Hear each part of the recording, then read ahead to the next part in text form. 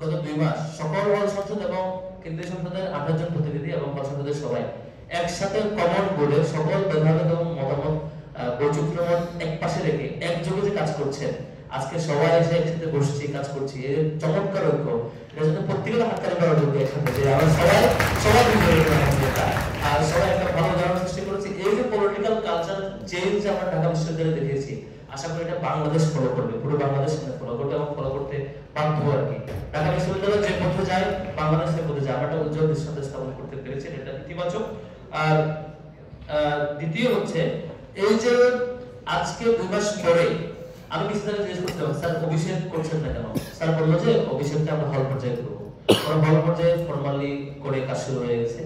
এখন 2 মাস পরে স্যার যে আমার আগ্রহ দেখিয়ে এই যে সবাইকে নিয়ে বসা এবং এই যে পর্যালোচনা করে শোনা, আমি একটা বাংলাদেশের জাতীয় সংসদের একটা ফিল পাচ্ছিলাম এখানে, যেমন হচ্ছে যে এসে তাদের সমস্যাগুলো বলছে এবং ডিসি স্যার এগুলো শুনছেন, সুপিরিয়র অভিভাবক হিসেবে সবকিছু শুনছেন, নোট রাখছেন, আমাদের হলের প্রাধ্যাপক স্যাররা, ডিন স্যাররা শুনছেন এবং সকল টিচাররা শুনছেন, যে চমৎকার একটা পরিবেশ। এটার জন্য ডাকসুর সাদিক কাইম ভাই সহ পুরো টিম এবং পিসি স্যার সহ সকল যে শিক্ষকবৃন্দ আছেন সবাইকে অভিনন্দন করা যাবে। সবাই একটা করে তাদের হাতে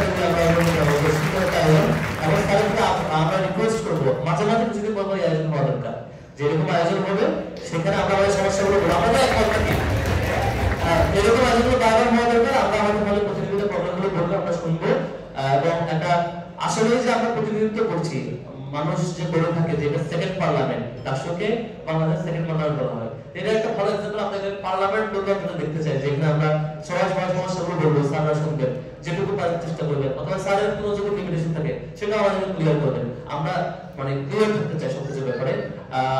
আশা করি এটা আমরা পারবো। এবং আজকে যেহেতু সবাই উপস্থিত হয়েছেন, আমি আমার জায়গা থেকে এবং ডাকসুর জায়গা থেকে আজকে যারা কষ্ট করেছেন উপস্থিত থেকে এবং শিক্ষকদের দিক থেকে ফুল সমর্থন ছিল এই আয়োজনের ম্যানেজমেন্ট, ফাইন্যান্স সবকিছুতে।